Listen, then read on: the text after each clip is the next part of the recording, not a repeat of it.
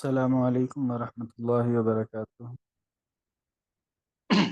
وعلیکم السلام ورحمۃ اللہ وبرکاتہ۔ کیا وعلیکم حال السلام ورحمۃ اللہ وبرکاتہ۔ کیا حال ہیں جی آپ حضرات کے؟ ٹھیک ٹھاک ہیں؟ خیریت سے ہیں؟ الحمدللہ استاد استاد آپ خیریت سے ہیں؟ جی الحمدللہ۔ آپ ٹھیک ہو استاد جی؟ جی الحمدللہ۔ استاد جی اجتماع میں مصروف تھے؟ جی جی اللہ پاک آپ کی محنت کو آمین۔ اقوا کا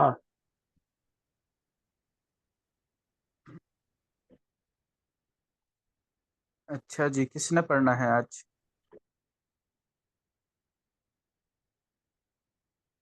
مولانا پڑھنا کہاں سے ہے ہم نے؟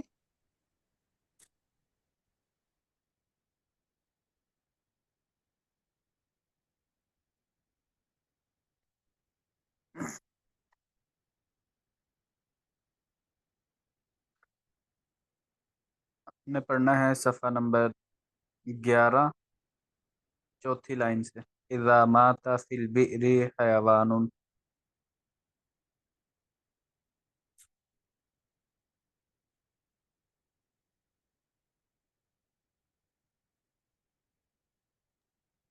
میرے پاس کتاب اور ہے، یہ چیپٹر کون سا چل رہا ہے؟ یہ ہے ہمارا احکام میاہ الآبار۔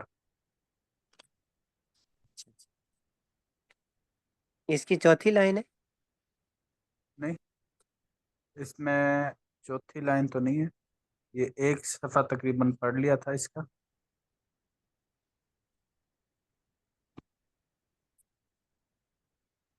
وَإِذَا وَصَلَ لُعَابُ الْوَاقِعِ فِي الْمَاءِ فَهُوَ فِي حُكْمِ سُؤْرِهِ، یہاں تک ہم نے پڑھ لیا تھا۔ آج پڑھنا ہے اذا مات فی البئر حیوان لیس فیہ دم سائل کالبق والذباب والزنبور والعقرب لا یکون الماء نجسا۔ جی مل گیا؟ مولانا میں کوشش کرتا ہوں، جی مل گیا۔ جی بسم اللہ الرحمن الرحیم۔ اذا مات فی البئر حیوان لیس فیہ دم، اگر مات فی البئر کنویں میں مر جائے حیوان، لیسا جس میں نہ ہو، فیہ دم خون نہ ہو جس میں،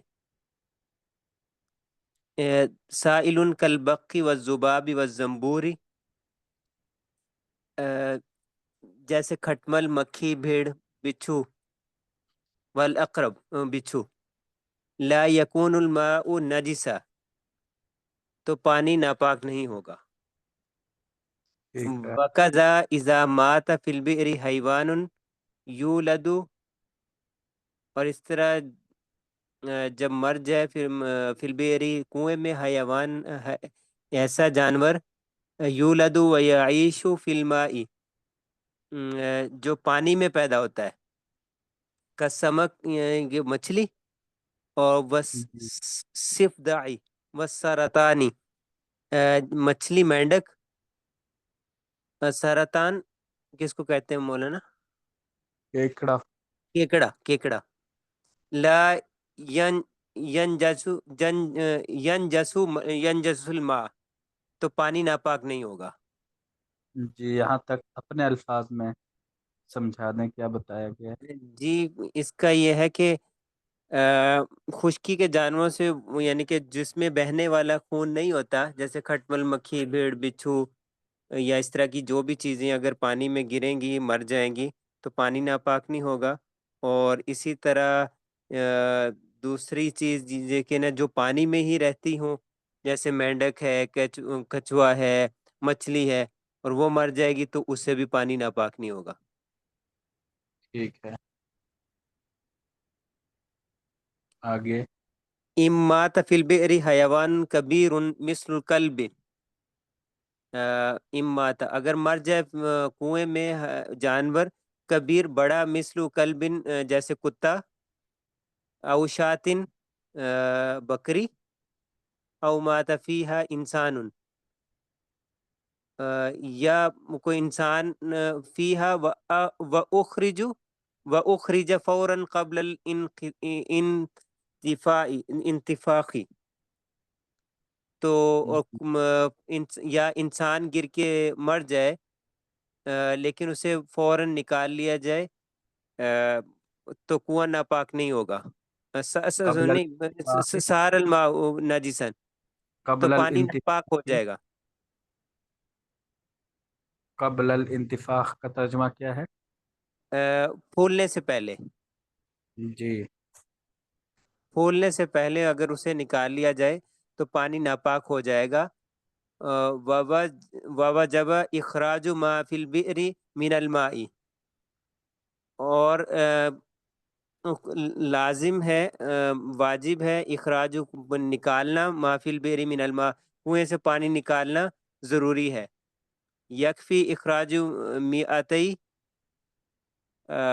مئتی دلو وسط فی جمیع هذه المسائل التي یجب فیہا اخراج جمیع ما فی البئر من الماء لم یعنی کہ نکالنا یا اخراج مئتی 200 دلو او وسط درمیانے درجے کے ڈول فی جمیع هذه المسائل التي ان تمام مسائل میں یجب فیہا اخراج جمیع، جن میں جمیع فی البئر من الماء ان لم یمکن اخراج جمیع الماء. تو ان سب مسائل میں ضروری ہے جس میں پانی پورے کنویں کا پانی نکالنا مشکل ہو یا آسان نہ ہو. جی اپنے الفاظ میں اس کا مفہوم بتا دیں. اس میں یہ مصنف رحمہ اللہ کہہ رہے ہیں کہ اگر کنویں میں کوئی بڑا جانور جیسے کتا بکری مر جائے یا کوئی انسان گرے اور مر جائے لیکن اسے پھولنے سے پہلے نکال لیا جائے تو پانی ناپاک ہو جائے گا. لیکن کنویں سے پانی نکالنا ضروری ہے. کتنا پانی؟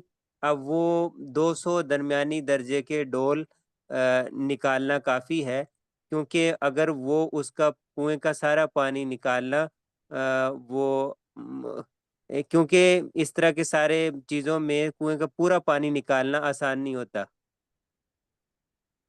جی اگر پورا پانی نکل سکتا ہے پھر تو پورا پانی ہی نکالنا ضروری ہے. اگر پورا نہیں نکل سکتا پھر 200 درمیانے ڈول پانی نکالے جائیں گے. جی ٹھیک ہے آگے.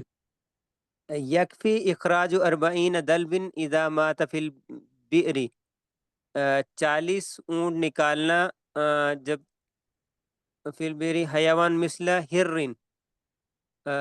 ہرتن، کنویں میں جب کوئی جانور مثل ہرہ بلی کی طرح، او دجاجتن جیسے یا مرغی جیسا، کہ اگر کوئی کنویں میں دوسری طرح کا جانور گر جائے اور مر جائے جیسے بلی یا مرغی تو 40 ڈول نکالنا پھر کافی ہے. ٹھیک ہے. اچھا یکفی اخراج 20 دلو اذا مات فی البئر حیوان مثل عصفور او فارتن، کافی ہے اخراج نکالنا 20 جی دلوین ڈول اذا مات فی البئر جب مر جائے کنویں میں جانور مثل عصفور مطلب چڑیا یا او فارتن یا چھوٹا پرندہ چوہا. چوہا، او فارتن چوہا. تو 20 ڈول نکالنا کافی ہے. اگر کوئی کنویں میں چھوٹا جانور یعنی کہ چڑیا جیسا یا چوہے جیسا کوئی گر کے مر جائے تو 20 اونٹ نکالنا کافی ہے. جی 20 ڈول ٹھیک ہے. اذا اخرج المقدار الواجب من الماء صارت البئر طاہرۃ، جب نکال لیں گے وہ مقدار جو واجب ہے پانی کی، صارت البئر طاہرۃ تو پھر کنواں پاک ہو جائے گا. ٹھیک قضا ہے. طہر الرشاء والدلو، قضا جیسے پاک ہے ریشہ رسی، قضا اور بدل اسی طرح، قضا کا ہے ترجمہ اسی طرح. اسی طرح رسی اور ڈول بھی پاک ہو جائیں گے. جی وَيَدُ الشَّخْصِ الَّذِي قَامَ بِإِخْرَاجِ الْمَاءِ، اور اس شخص کا ہاتھ جس نے جو کھڑا رہا پانی نکالنے کے لیے، جس نے پانی جی. نکالا. تو یہ ساری کی ساری چیزیں 200 ڈول نکالنے کے بعد یا 40 ڈول. یا 20 ڈول جتنے بھی نکالے، جس نے نکالا وہ ایک تو کنواں پاک ہو جائے گا، دوسرا جس نے نکالا اس کے ہاتھ بھی پاک ہو جائیں گے، دوسرا وہ جس نے وہ جو رسی اور ڈول وہ ساری چیزیں پاک ہو جائیں گی. ٹھیک ہے. لا تكون البئر نجسة اذا وقعت فيها روس. ٹھیک ہے. لا تكون البئر کنواں نہیں ہوگا، نجاست سے پاک نہیں ہوگا، اذا وقعت فيها ناپاک نہیں ہوگا. ناپاک نہیں ہوگا. ناپاک نہیں ہوگا اگر وقعت جب گر جائے اس میں گھوڑا. روس. روس یہ نہیں، یہ یعنی کہ وہ لید. ٹھیک ہے. والبعر اور مینگنی. ٹھیک ہے. والخنس والخسا. والخسا یہ والخسا گوبر کو بول. گوبر. الا ان تکون کثیرتن، یہاں تک کہ ان تکون کثیر وہ بہت کثرت سے ہو جائے، بحیث لا تخلو دلو عن بعرتن، کہ یہاں تک اتنے ہوں گے کہ جب بھی کوئی ڈول ڈالا جائے لا تخلو یعنی کہ وہ خالی نہ آئے، وہ اس میں گوبر مینگنی یا کوئی چیز ہو. فتصیر البئر نجستن، تو اس وقت کنواں ناپاک ہو جائے گا. جی اپنے الفاظ میں اسے بتا دیں. کنواں کہتے ہیں کہ کنواں اگر کنویں میں لید مینگنی گوبر یہ چیزیں گر جائے تو کنواں ناپاک نہیں ہوتا. لیکن اگر کوئی بہت زیادہ چیزیں یہ گر جائیں گی، مطلب مینگنیاں یا پخانہ لید یا کوئی جو بھی اس طرح کی چیز، تو وہ اگر زیادہ تعداد میں گریں اور اس کا مطلب یہ ہے کہ جو بھی ڈول نکالا جائے اس میں کوئی مینگنی آ جائے، کوئی گوبر آ رہا ہو، ہر ڈول میں کچھ نہ کچھ آ رہا ہو، تو اس کا مطلب یہ ہے کہ یہ زیادہ تعداد میں گرا ہوا ہے، تو پھر کنواں ناپاک ہو جائے گا. جی بالکل ٹھیک ہے. اس کی وجہ دراصل یہ ہے کہ عموماً جو کنویں ہوتے ہیں وہاں پر جانوروں کو لایا جاتا ہے. اب جانوروں کے اوپر تو پابندی نہیں لگ سکتی کہ یہاں پر تم نے گوبر نہیں کرنا، مینگنیاں نہیں کرنی، لید نہیں کرنی. تو اس لیے، اور دوسری وجہ یہ ہے کہ اگر وہ کنویں کے آس پاس نہ بھی کریں، تھوڑا دور کریں، تو وہ خشک ہونے کے بعد بالکل تھوڑی سی ہوا چلتی ہے تو ہوا کی وجہ سے وہ کنویں کے اندر گر جاتی ہیں. تو چونکہ وہاں پر یہ مجبوری ہے، اس سے بچنا ممکن نہیں ہے. تو اس لیے اگر تھوڑی تعداد میں گرتی ہیں، گوبر ہے، لید ہے، مینگنی ہے، پھر تو پانی ناپاک نہیں ہوگا. لیکن اگر زیادہ تعداد میں گر جائے کہ جب بھی پانی کا ڈول نکالا جائے ہر ڈول کے اندر کچھ نہ کچھ آ رہا ہے، تو ایسی صورت میں پھر وہ ناپاک ہو جائے گا. اچھا، قضا لا یکون ماء البئر نجسا، اسی طرح کنواں ناپاک نہیں ہوگا اذا وقع فیہا قرء حمام، اس میں گر جائے کبوتر کی بیٹ، جی او قرء عصفور یا چڑیا کی بیٹ. اسی طرح وہ بھی اڑنے والے جانور ہیں، تو اس طرح کبوتر چڑیا کی بیٹ اگر گر جائے گی تو بھی کنواں ناپاک نہیں ہوگا. جی. ان کی بیٹ کا کیا حکم ہے، کبوتر چڑیا وغیرہ؟ کبوتر یہ تو نجاست خفیفہ ہے، حلال جانور ہیں. जी बाकी कोई साथी बताए, ये जो इस तरह के परिंदे हैं, चिड़िया हो गए और इसी तरह जो जानवर खाए जाते हैं, उनका क्या हुक्म है, उनकी बीट वगैरह का।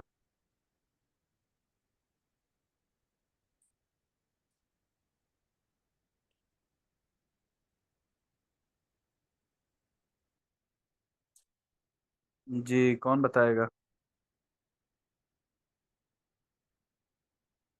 कोई भी बता दें।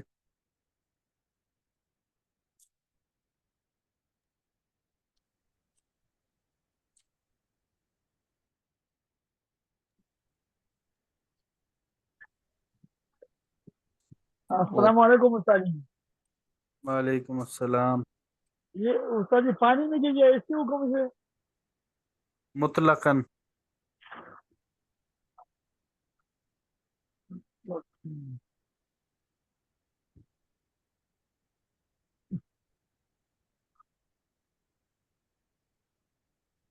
जी जो याद नहीं है जानवर, उस्ताद जी, जी जी जो जी परिंदे हलाल हैं, जी। जिन परिंदों का गोश्त खाया जाता है,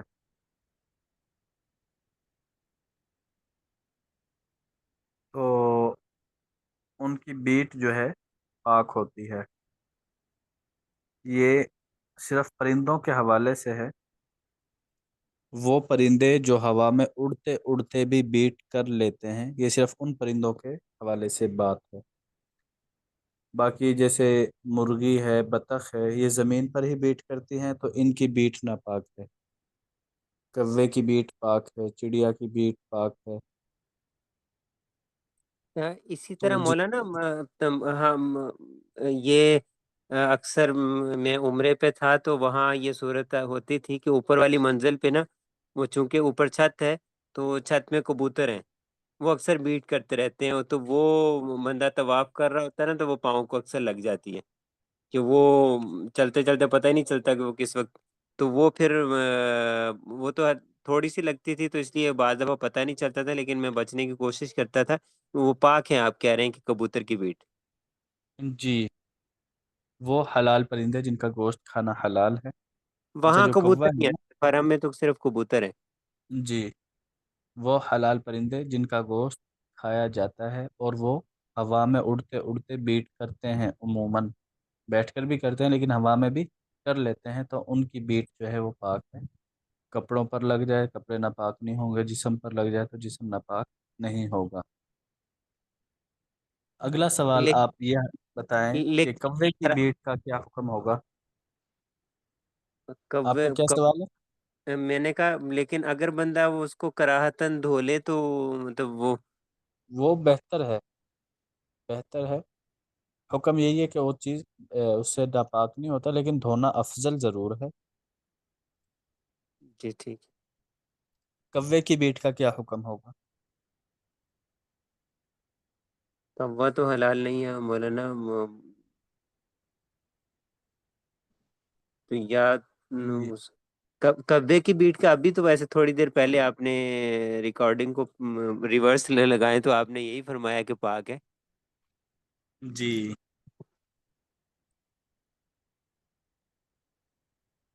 कौवा,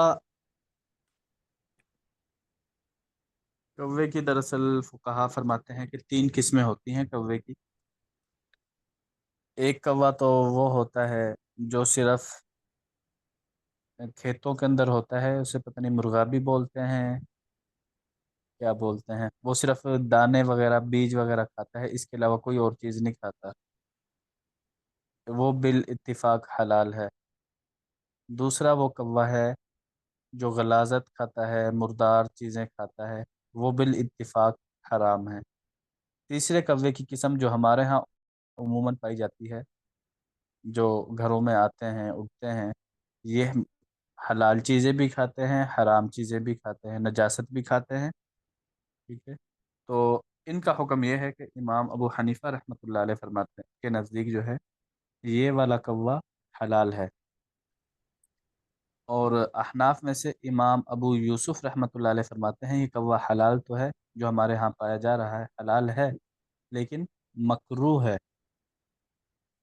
اور मकरूह उस वक़्त होगा जबकि किसी कौवे के बारे में मालूम हो जाए कि ये नजासत कम खाता है और पाक चीज़ें ज़्यादा खाता है।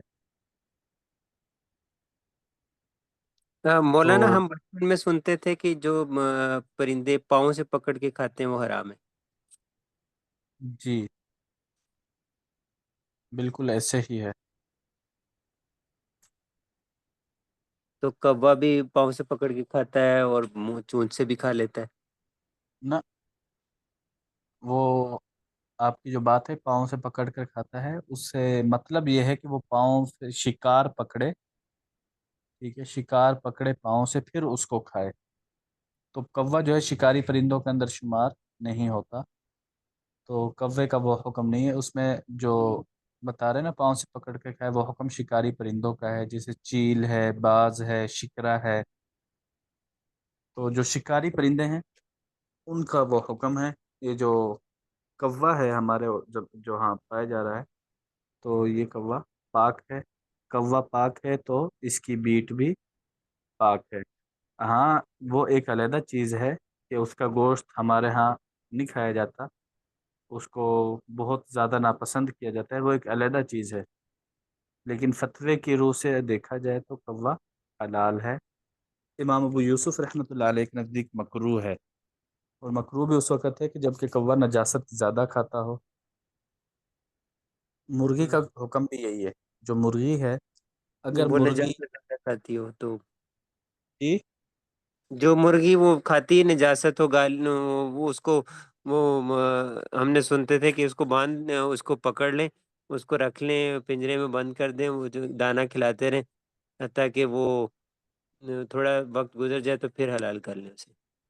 जी बिल्कुल सेम यही हुक्म कौवे का भी है। जी ठीक हो गए। तो बीट के हवाले से बात समझ आ गई। जो हलाल परिंदे हैं उनकी बीट पाक होती है। मौलाना, एक तो लगे हाथों तोते का भी बता दे। तोता भी हलाल है, उसकी बीट खाई, वो क्या कहते हैं, गोश्त खाया जाता है तो बीट उसकी हलाल होगी। खाना हलाल है, और इंसान ना खाए वो उसकी अपनी तबीयत है, लेकिन उसका गोश्त हलाल है। जैसे हमारे यहाँ घोड़ा नहीं खाया जाता मौलाना। जी बिल्कुल। जी आगे पढ़ूं मौलाना। आज के लिए इतना काफ़ी है। जी ठीक।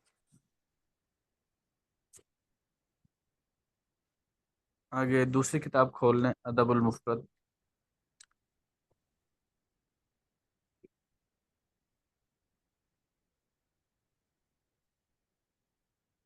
बाबु हल युसल्लिमुल माशी अला राकिब।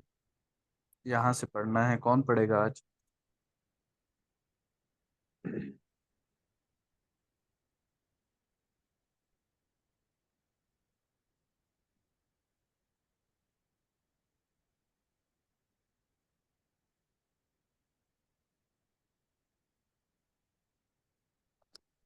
जी किसी के ज़िम्मे लगा था? उस्ताद जी मैं पढ़ता हूँ, मैं ढूंढ रहा हूँ जी जी। है कहाँ। मेरे पास हदीस नंबर है 997। 997। बाबु हल युसल्लिमुल माशी अला राकिब। जी। बिस्मिल्लाहिर्रहमानिर्रहीम। अन शाबी अन्नहु लकिया फारिसन फबदअहु बिस्सलाम। इमाम शाबी रहमतुल्लाह ताला अलैह से मरवी है कि वो एक घोड़ा सवार को मिले तो उससे पहले सलाम किया। फ़कुल्तु तबदअु बिस्सलाम, मैंने अर्ज़ किया आपने इससे पहले सलाम क्यों किया। क़ाल रअयतु शुरैहन माशियन यबदअु बिस्सलाम, उन्होंने फरमाया कि मैंने शुरैह रहमतुल्लाह को देखा कि वह पैदल चलते हुए भी सलाम में पहल करते थे।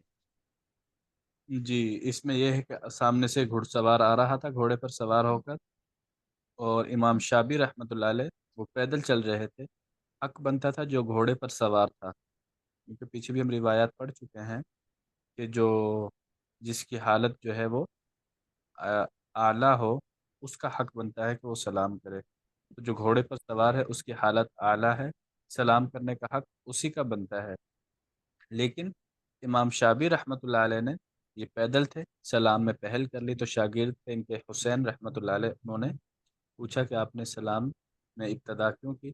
تو انہوں نے کہا کہ میں نے حضرت شریح رحمۃ اللہ علیہ کو دیکھا تھا کہ وہ پیدل چلتے ہوئے سلام میں ابتدا کرتے تھے۔ تو اس میں سنت طریقہ تو وہی ہے، آگے بھی روایت آ جائیں گی کہ جو سواری پر سوار ہے وہ سلام کرے گا پیدل چلنے والے کو۔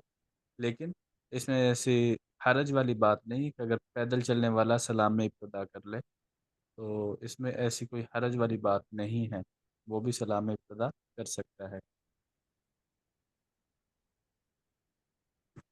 جی باب آگے۔ یسلم القلیل علی الکثیر، تھوڑے افراد زیادہ افراد کو سلام کہیں گے۔ عن فضالة بن عبید عن النبی صلی اللہ علیہ وسلم، حضرت فضالہ بن عبید رضی اللہ تعالی عنہ رسول اللہ صلی اللہ علیہ وسلم سے روایت کرتے ہیں، قال یسلم الراکب علی الماشی، سواری پر بیٹھا ہوا شخص پیدل شخص کو سلام کرے گا، والماشی علی القاعد، اور پیدل بیٹھے ہوئے کو سلام کرے گا، والقلیل علی الکثیر، اور تھوڑے زیادہ افراد کو سلام کریں گے۔ جی ٹھیک ہے، اگلی روایت۔ عن فضالة ان رسول اللہ صلی اللہ علیہ وسلم قال یسلم الفارس علی الماشی، سیدنا فضالہ رضی اللہ تعالی عنہ سے روایت ہے کہ رسول اللہ صلی اللہ علیہ وسلم نے فرمایا، گھوڑے پر سوار پیدل چلنے والے کو سلام کہے، والماشی علی القائم، اور چلنے والا کھڑے ہوئے کو سلام کہے، والقلیل علی الکثیر، اور تھوڑے زیادہ کو سلام کہیں۔ جی بالکل ٹھیک ہے۔ باب یسلم الصغیر علی الکبیر، چھوٹا بڑے کو سلام کرے۔ سمع ثابتا مولى بن زید انه سمع ابا ہریرہ یقول قال رسول اللہ صلی اللہ علیہ وسلم، سیدنا ابو ہریرہ رضی اللہ تعالی عنہ سے روایت ہے کہ رسول اللہ صلی اللہ علیہ وسلم نے فرمایا، یسلم الراکب علی الماشی، سوار پیدل کو سلام کہے گا، والماشی علی القاعد، اور پیدل چلنے والا بیٹھے ہوئے کو سلام کہے گا، والقلیل علی الکثیر، اور تھوڑے زیادہ کو سلام کہیں گے۔ ٹھیک ہے۔ عن ابی ہریرہ رضی اللہ تعالی عنہ قال قال رسول اللہ صلی اللہ علیہ وسلم، حضرت ابو ہریرہ رضی اللہ تعالی عنہ رسول اللہ صلی اللہ علیہ وسلم سے روایت فرماتے ہیں، یسلم الصغیر علی الکبیر، چھوٹا بڑے کو سلام کرے گا، والماشی علی القاعد، اور چلنے والا بیٹھے ہوئے کو، والقلیل علی الکثیر، اور تھوڑے زیادہ کو سلام کہیں گے۔ جی بالکل ٹھیک ہے۔ باب منتہى السلام، سلام کے زیادہ سے زیادہ کلمات کہنے کے بیان میں۔ عن ابی الزناد قال كان خارجة يكتب على كتاب زید اذا سلم، سیدنا ابو الزناد رحمت اللہ تعالی علیہ سے روایت ہے کہ خارجہ بن زید بن ثابت جب سلام لکھتے تو سیدنا زید بن ثابت رضی اللہ تعالی عنہ کے خط کے مطابق لکھتے، قال السلام علیک یا امیر المؤمنین ورحمت اللہ وبرکاتہ ومغفرتہ، تو وہ سلام اس طرح لکھتے تھے کہ السلام علیک یا امیر المؤمنین، اے امیر المؤمنین آپ پر سلام اور اللہ کی رحمتیں اور برکتیں اور اس کی مغفرت، وطیب صلواتہ، اور پاکیزہ درود یا پاکیزہ دعا، صلوات دعا بھی اسے جی کہہ سکتے ہیں نا۔ جی تو یہ سلام کے زیادہ سے زیادہ الفاظ ہیں، لیکن یہ صرف چند روایات کے اندر یہ الفاظ آئے ہیں، اور یہ بھی دوسرے صحابہ کا معمول نہیں تھا، تو اس لیے افضل وہی ہے اور سنت بھی وہی ہے، السلام علیکم ورحمۃ اللہ وبرکاتہ۔ برکاتہ تک زیادہ روایات سے ثابت ہے جو تواتر کے ساتھ ہے، متواتر ہیں۔ تو ایک روایت میں یہ الفاظ بھی موجود ہے جو ہم نے ابھی پڑھے ہیں، وَمَغْفِرَتُهُ وَطِيبُ صَلَوَاتِهِ، تو اس پر بھی کبھی کبھار اگر عمل کر لیا جائے تو بہتر ہے، لیکن مستقل اس کو معمول نہ بنایا جائے۔ مستقل وہی ہے جو آپ صلی اللہ علیہ وسلم سے ثابت ہے، اسی پر عمل کرنا چاہیے۔ کبھی کبھار اس روایت کو سامنے رکھتے ہوئے یہ الفاظ بڑھا دیں، اس میں مذائقہ نہیں ہے۔ جی آگے۔ باب من سلم اشارتن، اشارے سے سلام کرنے کے بارے میں باب۔ ابو قرۃ الخراسانی رأيته بالبصرة قال رأيت انسا يمر علينا فيؤمي بيده الينا فيسلم۔ ابو قرہ خراسانی سے روایت ہے، وہ فرماتے ہیں کہ میں نے سیدنا انس رضی اللہ تعالی عنہ کو دیکھا، وہ ہمارے پاس سے گزرتے تو ہاتھ سے اشارہ فرماتے اور سلام کہتے۔ وَكَانَ بِهِ وَضَحٌ، اور ان کے جسم پر سفید داغ تھے۔ اگلی روایت، جی۔ وَرَأَيْتُ الْحَسَنَ يَخْزُبُ بِالصُّفْرِ، جی۔ وَرَأَيْتُ الْحَسَنَ، جی میرا پیج الٹ پلٹ ہو گیا، بس ابھی پڑھ۔ وَرَأَيْتُ الْحَسَنَ يَخْضُبُ بِالصُّفْرَةِ وَعَلَيْهِ عَمَامَةٌ سَوْدَاءُ، اور میں نے سیدنا حسن رضی اللہ تعالی عنہ کو دیکھا کہ وہ زرد خضاب لگاتے تھے اور ان پر سیاہ عمامہ تھا۔ وقالت اسماء الوى النبي صلی اللہ علیہ وسلم بیدہ الى النساء بالسلام، سیدہ اسماء رضی اللہ تعالی عنہ فرماتی ہیں کہ نبی کریم صلی اللہ علیہ وسلم نے عورتوں کو سلام کرتے ہوئے ہاتھ کا اشارہ کیا۔ اگلی روایت، جی۔ عن ابی سعد انه خرج مع عبد الله بن عمر ومع القاسم بن محمد۔ سعد رحمت اللہ تعالی علیہ سے روایت ہے کہ وہ عبداللہ بن عمر اور قاسم بن محمد کے ساتھ نکلے۔ حتی اذا نزل سافرا مر عبد اللہ بن زبیر، یہاں تک کہ ان دونوں نے صرف مقام پر پڑاؤ ڈالا۔ مر عبداللہ بن زبیر، تو سیدنا عبداللہ بن زبیر وہاں سے گزرے۔ فاشار الیہم، تو انہوں نے ہاتھ کے اشارے کے ساتھ سلام کیا۔ فرد علیہ، تو ان دونوں نے انہیں جواب دیا۔ جی بالکل ٹھیک ہے۔ اچھا حدیث جی، یہاں نمبر، پر اشارے سے سلام کرنے کے حوالے سے یہ باب ہے، تو اس کے بارے میں علماء نے لمبی چوڑی بحثیں کی ہیں کہ اشارے کے ساتھ سلام کرنا کیسا ہے۔ تو اس کے بارے میں دوسری روایات موجود ہیں جن میں آتا ہے کہ اشارے کے ساتھ سلام کرنا یہ یہودیوں اور عیسائیوں کا طریقہ ہے، تو اس لیے اشارے کے ساتھ سلام نہیں کرنا چاہیے۔ تو اس میں غالباً مولانا اشرف علی تھانوی رحمہ اللہ وہ لکھتے ہیں کہ آدمی کو سلام زبان سے کرنا چاہیے، اور اپنے سلام کی اطلاع جس شخص سے سلام کیا جا رہا ہے نا، اس کو اطلاع دینا بھی ضروری ہے۔ اب وہ اطلاع دو طریقے سے ہو سکتی ہے۔ جس بندے کو آپ سلام کی اطلاع بھی تو اسے ہو کہ آپ اسے سلام کر رہے ہیں، تو سلام کی اطلاع دو طریقے سے ہو سکتی ہے۔ پہلا طریقہ تو یہ ہے کہ آپ آواز سے بولیں، اس کے کانوں تک آواز پہنچ جائے، ٹھیک ہے، سلام کی آپ نے کہا السلام علیکم، اس تک آواز پہنچ گئی، تو پہلا طریقہ تو یہ ہے۔ دوسرا طریقہ یہ ہے کہ اگر وہ دور ہے، دوسرا بندہ جس سے آپ سلام کر رہے ہیں، تو اب اگر آپ سلام کریں گے اس تک تو آواز نہیں پہنچے گی، حالانکہ مقصود کیا ہے، آپ کے سلام اس تک پہنچے۔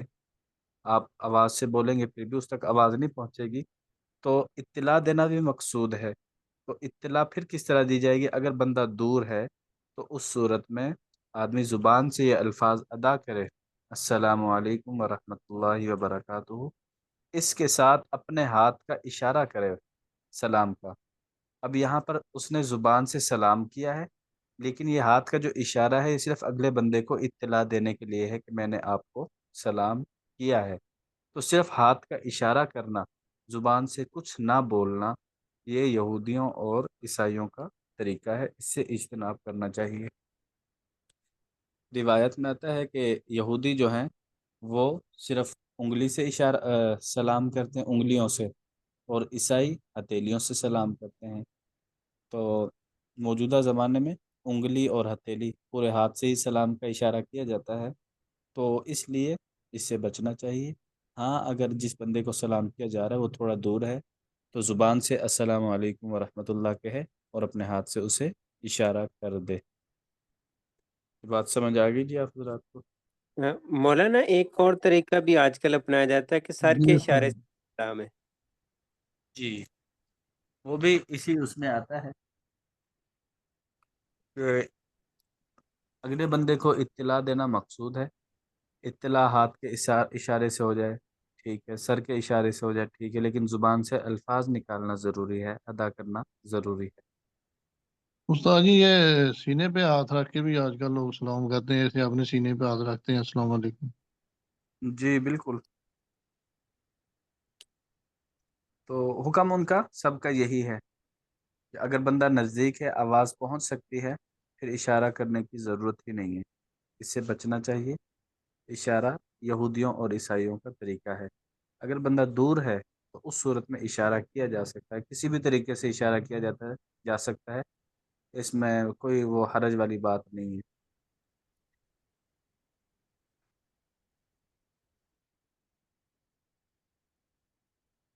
جی اگلی روایت۔ عن عطاء بن ابی رباح قال، عطاء بن ابی رباح رحمۃ اللہ تعالی علیہ سے روایت ہے، وہ فرماتے ہیں کانوا یکرہون التسلیم بالید، کہ وہ ہاتھ کے اشارے سے سلام کرنے کو ناپسند فرماتے تھے۔ او قال کان یکرہ التسلیم بالید، یا فرمایا کہ ہاتھ کے اشارے سے سلام کرنا ناپسند کیا جاتا تھا۔ جی اگلا باب۔ باب یسمع اذا سلم، سلام بلند آواز سے کہنا چاہیے۔ عن جی ثابت بن عبید، یسمع، یسمع یسمع، کا ترجمہ ہے اگلے بندے جی کو سناؤ، جی سنانا۔ اذا سلم، جب سلام کرے تو اگلے بندے کو سنائے بھی صحیح، آہستہ سلام نہ کرے۔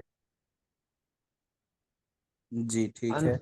عن ثابت بن عبید قال اتيت مجلسا فيه عبد الله بن عمر، ثابت بن عبید رحمہ اللہ فرماتے ہیں کہ میں ایک مجلس میں آیا جس میں سیدنا عبداللہ بن عمر رضی اللہ تعالی عنہما بھی موجود تھے۔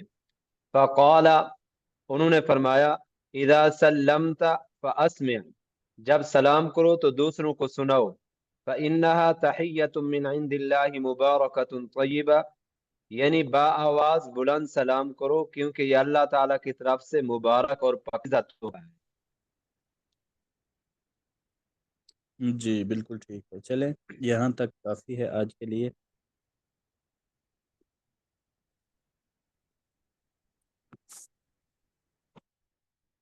اصول فقہ کھول لیں۔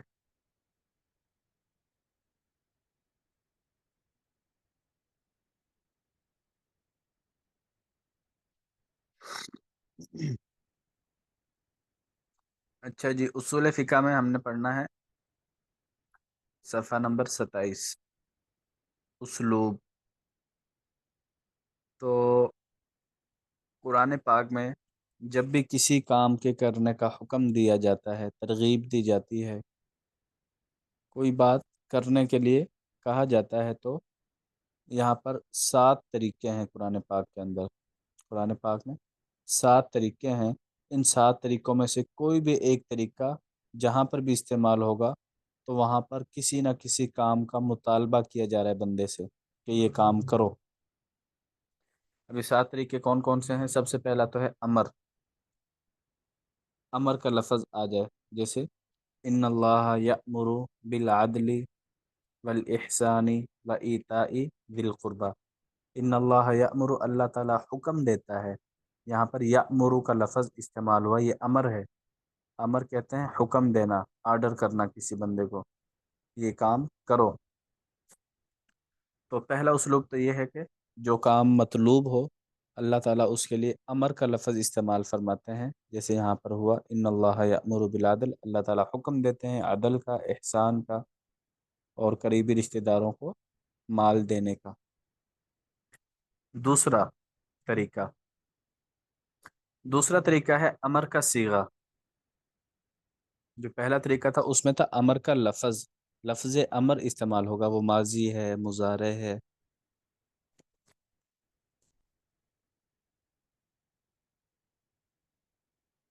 تو دوسرا ہے امر کا صیغہ، جیسے وَأَقِيمُوا الصَّلَاةَ وَآتُوا الزَّكَاةَ، تم نماز کو قائم کرو اور زکوٰۃ ادا کرو۔ اب یہاں پر امر کا صیغہ ہے، پہلا ہے اقیمو، یہ امر کا صیغہ ہے۔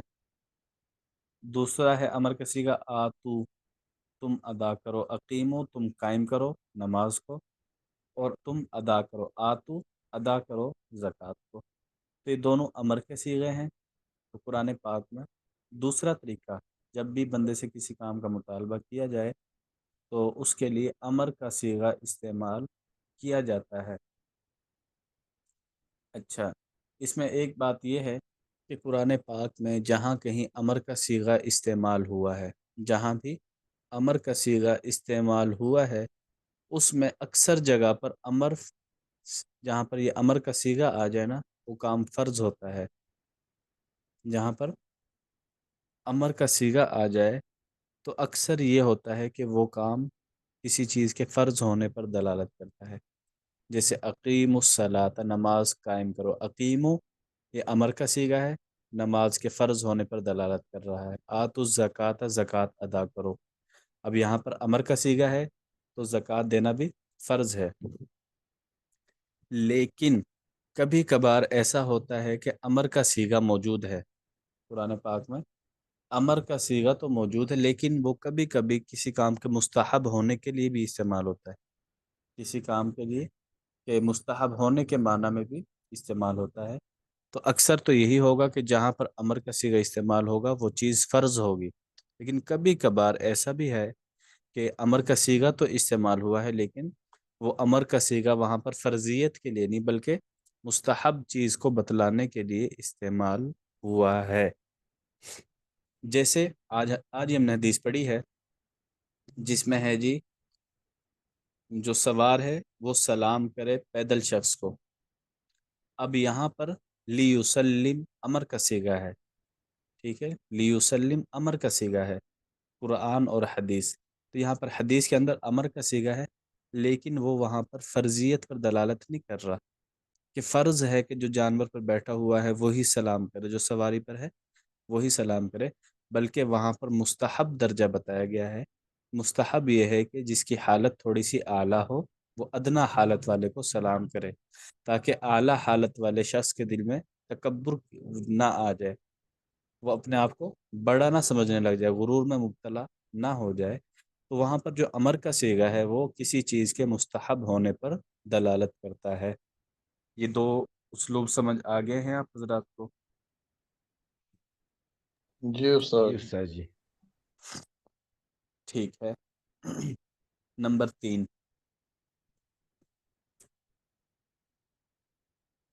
3، ہے کسی کام کے بارے میں فرض ہونے کی خبر دینا،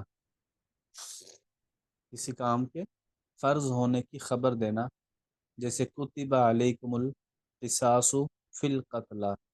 کتبہ کا جو لفظ ہے یہ آتا ہے لکھ دیا گیا ہے، اور لکھ دیا گیا اس کا بامحاورہ ترجمہ بنتا ہے فرض کر دیا گیا۔ کتبہ کا بامحاورہ ترجمہ فرض کر دیا گیا، اور اس کا لفظی ترجمہ بن جائے گا جی لکھ دیا گیا۔ تو کتبہ یہ کسی چیز کے فرض ہونے کے بارے میں بتاتا ہے۔ کتب علیکم القصاص، تم پر قصاص فرض ہے۔ کتب علیکم الصیام، تم پر روزے فرض ہیں۔ کتب علیکم القتال، تم پر جہاد فرض ہے۔ تو کتبہ کا لفظ قرآن پاک میں جہاں کہیں بھی استعمال ہوگا تو یہ کسی چیز کے فرض ہونے کی خبر دینے کے لیے استعمال ہوگا۔ یہ تین ہی تقریباً استعمال ہوئے ہیں، کتب علیکم القصاص، کتب علیکم القتال اور کتب علیکم الصیام، روزے، قصاص اور جہاد، تین چیزوں کے لیے غالباً یہ کتبہ کا لفظ استعمال ہوا ہے، عین ممکن ہے کہ ان کے علاوہ بھی استعمال ہوا ہو۔ یہ نمبر 3 سمجھ آ گیا جی؟ جی استاد جی۔ جی استاد جی۔ ٹھیک ہو گیا۔ نمبر 4، کسی بات پر جواب دہی اور گرفت کی خبر دینا۔ قرآن پاک میں اگر کسی چیز کے بارے میں یہ کہا گیا ہے کہ یہ کام نہ کرنے پر تمہیں سزا دی جائے گی، یہ کام نہ کرنے پر تمہیں عذاب دیا جائے گا، یہ کام نہ کرنے پر تمہیں جہنم میں داخل کیا جائے گا، یہ کام نہ کرنے پر تمہیں سزا ملے گی، تو جہاں پر اس طرح کا اسلوب ہے وہ بھی کسی چیز کے فرض ہونے پر دلالت کرتا ہے۔ جیسے ان العہد کان مسئولا، عہد کہتے ہیں وعدے کو، وعدے کے بارے میں سوال کیا جائے گا، قیامت کے دن وعدے کے بارے میں سوال کیا جائے گا۔ تو اگر کسی سے وعدہ کر لیا تو وعدے کو پورا کرنا فرض ہو جاتا ہے، لازم اور ضروری ہو جاتا ہے۔ تو جس چیز اگر کہیں پر اس طرح کا الفاظ آ جائیں، جیسے وہ آتا ہے ما سلککم فی سقر، تم لوگوں کو جہنم میں کس چیز نے داخل کیا، وہ آگے سے کیا جواب دیں گے کہ ہم نماز نہیں پڑھتے تھے، ٹھیک ہے، نماز نہ پڑھنے پر جہنم میں داخل ہو رہے ہیں، نماز نہ پڑھنے پر سزا ہے، گرفت ہے، تو یہ نماز کے فرض ہونے پر دلیل ہے۔ تو قرآن پاک میں جب بھی کسی کام کے نہ کرنے پر کوئی وعید آ رہی ہے تو وہ کام بھی فرض ہوتا ہے۔ نمبر 5، کسی کام کے خیر اور نیکی ہونے کی اطلاع دینا، یہ ہے کسی کام کا مستحب بتلانے کے لیے کہ یہ کام کرنا مستحب ہے۔ جیسے یسألونک عن الیتامی، یہ لوگ آپ سے سوال کرتے ہیں یتیم بچوں کے بارے میں، قل اصلاح لہم خیر، ان کے لیے بہتری کرنا یا ان کے ساتھ خیر خواہی کرنا یہ اچھا کام ہے۔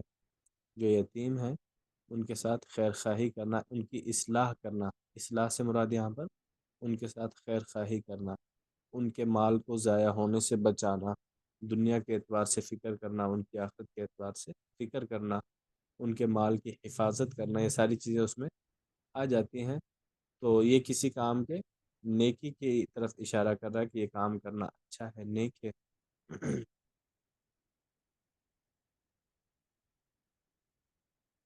نمبر 6، کسی فعل کو شرط کی جزا کے طور پر ذکر کیا جائے، جیسے ان کان ذو عسرۃ فنظرۃ الی میسرہ، کہ اگر مقروض شخص تنگ دست ہے تو اسے مہلت دے دیں مالداری تک۔ اگر کسی نے قرضہ لیا ہے اور ابھی وہ قرضہ ادا کرنے کی حالت میں نہیں ہے تو اس پر اللہ تعالیٰ نے جو طریقہ ہے بات کرنے کا شرط اور جزا کے طور پر استعمال کیا ہے کہ اگر اگلا بندہ غریب ہے، فقیر ہے، تو تم اسے تھوڑا سا موقع مزید دے دو، تھوڑی سی مہلت مزید دے دو۔ تو یہ اسلوب بھی قرآن پاک میں استعمال ہوتا ہے۔ نمبر 7، کسی فعل پر ثواب یا حسن جزا کا وعدہ کیا جاتا ہے، یہ کام کرو گے جنت میں جاؤ گے، یہ کام کرو گے جنت میں جاؤ گے، یہ کام کرو گے تمہیں ثواب ملے گا، اللہ کے راستے میں خرچ کرو اتنا ثواب ہے، اللہ کے راستے میں جہاد کرو اس کا یہ ثواب ہے۔ جیسے قد افلح المؤمنون، یقیناً وہ لوگ کامیاب ہو گئے، الذین هم فی صلاتهم خاشعون، جو لوگ اپنی نمازوں کے اندر خشوع خضوع سے نماز پڑھتے ہیں۔ تو نماز کے اندر خشوع خضوع اس کی تعریف کی گئی ہے، اس کے اوپر اچھے بدلے کا ذکر کیا گیا ہے۔ تو یہ 7 مختلف اسلوب ہیں جس میں کسی کام کا مطالبہ کیا جاتا ہے بندے سے۔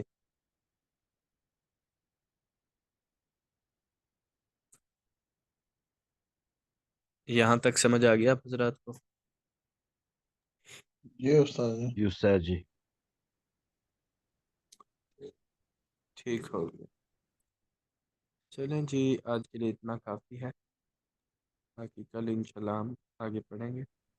ابھی 1-2 منٹ ہے، دوہرا لیتا ہوں. السلام علیکم ورحمۃ اللہ وبرکاتہ. وعلیکم السلام ورحمۃ اللہ وبرکاتہ. وعلیکم السلام ورحمۃ اللہ وبرکاتہ.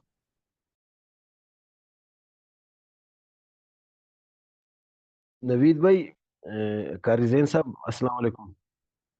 جی وعلیکم السلام. آج میں تھوڑا لیٹ آیا ہوں، معذرت چاہتا ہوں. وہ ہم نے فقہ الميسر میں کون سا باب پڑھا تھا؟ میسر میں ابھی ڈھونڈنا پڑے گا. خیر میں بتاتا ہوں، مجھے واپس وہ کھولنے دے، کھول کے آپ کو بتاتا ہوں.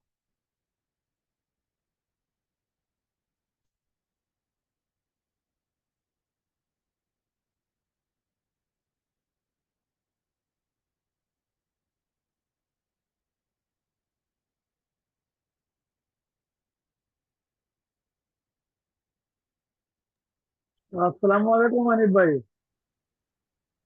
وعلیکم السلام روشن بھائی، کیسے؟ طبیعت ٹھیک ہے؟ الحمدللہ. آپ ٹھیک ہو؟ آپ کی طبیعت صحیح ہے؟ جی جی الحمدللہ، آج شکر اللہ کا، آج بہتر ہوں. اچھا، یہ میرا موبائل کا بیٹری جو ہے نا، میرے خیال میں ڈیڈ ہو گئی ہے. 19% رہ رہا ہے نا. جی جی اگر کلاس سے آپ ہو جاؤ تو استادی کو بتا دینا کہ وہ اصل کا موبائل بند ہو گیا ہوگا. صحیح ہے. ٹھیک ہے، ٹھیک ہے، مسئلہ نہیں انشاءاللہ. جزاک اللہ. جی جزاک اللہ. شکریہ.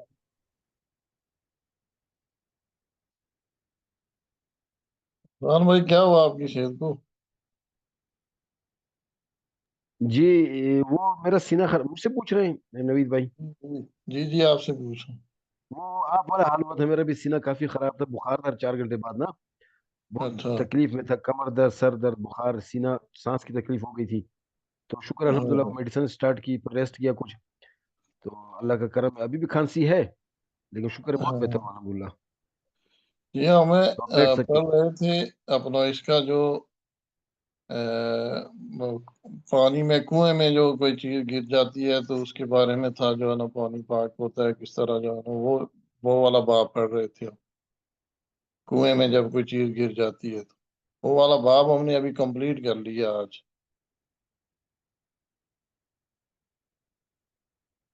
سن رہے ہیں؟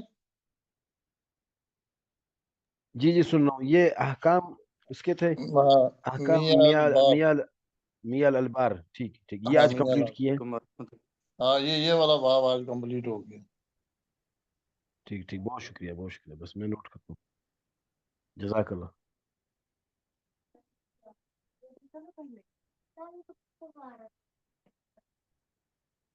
السلام علیکم ورحمۃ اللہ وبرکاتہ. وعلیکم وعلیکم السلام السلام ورحمۃ اللہ ورحمۃ وبرکاتہ. استاد اللہ جی طبیعت وبرکاتہ. ٹھیک ہے؟ وعلیکم السلام ورحمۃ اللہ وبرکاتہ. خیریت سے ہیں؟ الحمدللہ استاد جی، آپ خیریت سے ہیں؟ جی الحمدللہ.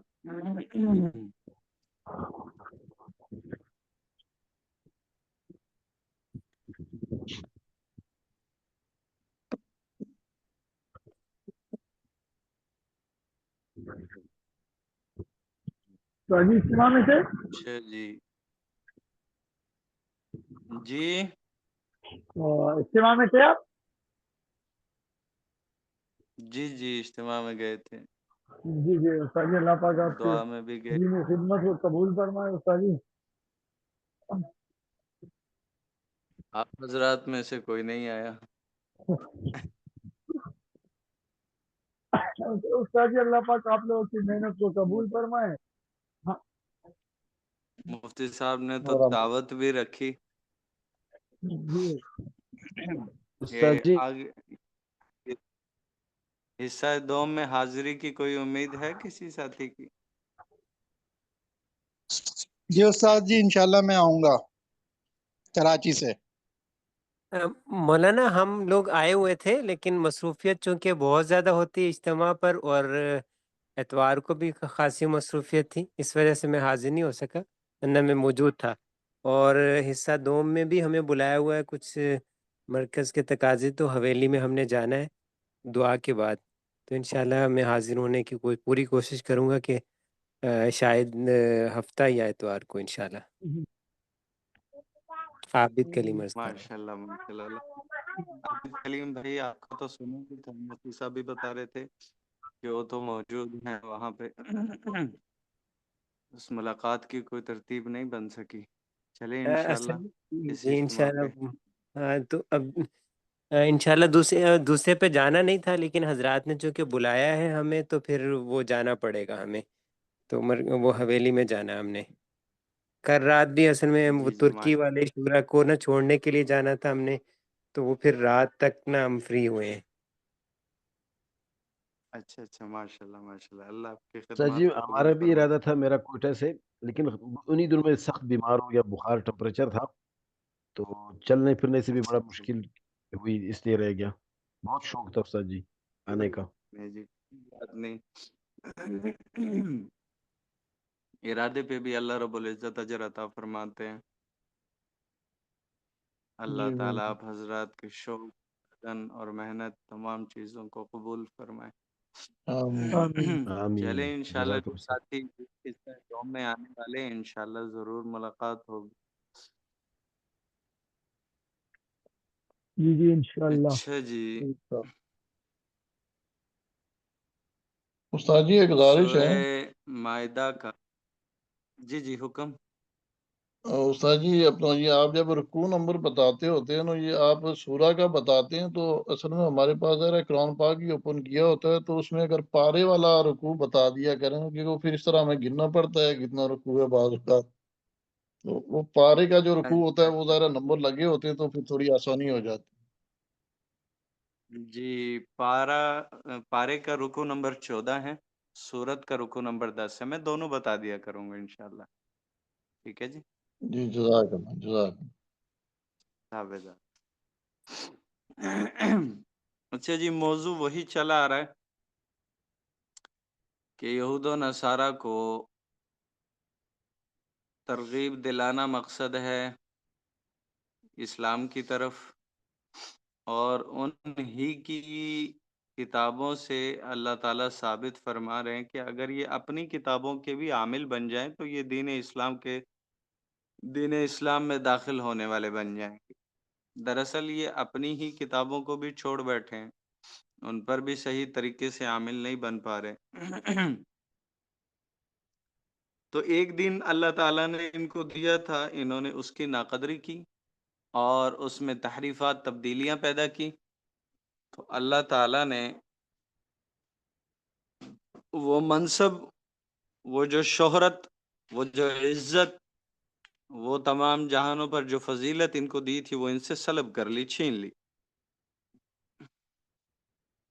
تو اب اگر یہ وہی منصب، وہی عزتیں پانا چاہتے ہیں تو حضور صلی اللہ علیہ وسلم کی رسالت کو قبول کرنا یہ لازم ہے. دائرہ اسلام میں داخل ہونا یہ لازم ہے. انبیاء کے درمیان جو تفریق کیا کرتے تھے ان کے آباء و اجداد، تو آباء و اجداد کے ان عقائد سے پھر کر 100% اسلام میں داخل ہونا ضروری.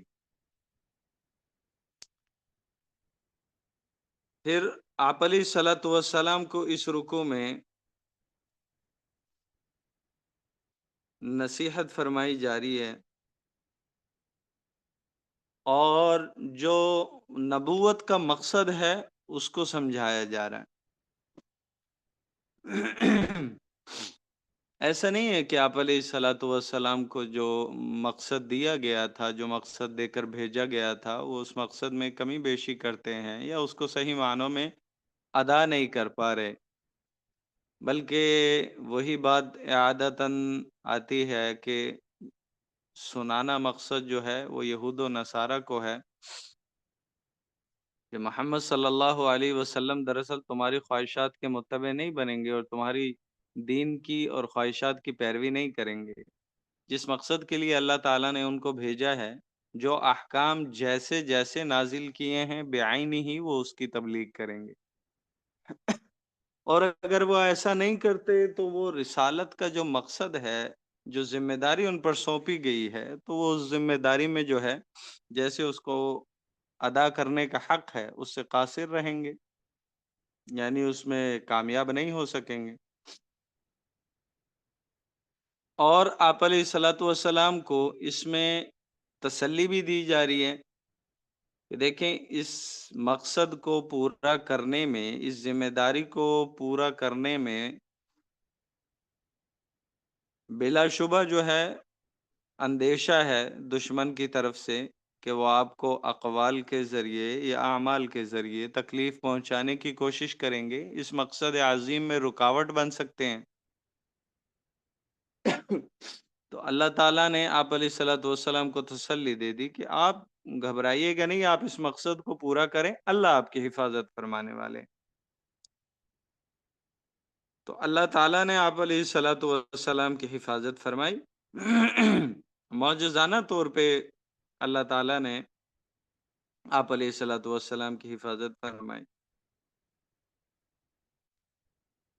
اب اس آیت کے نزول سے پہلے آپ علیہ الصلوۃ والسلام کی حفاظت کے جو ظاہری اسباب ہیں، ظاہری اسباب کے طور پر اللہ تعالیٰ نے آپ کے چچا ابو طالب کے دل میں آپ کی ایک طبعی محبت پیدا کر دی کہ وہ آپ کی حفاظت کرتے رہے۔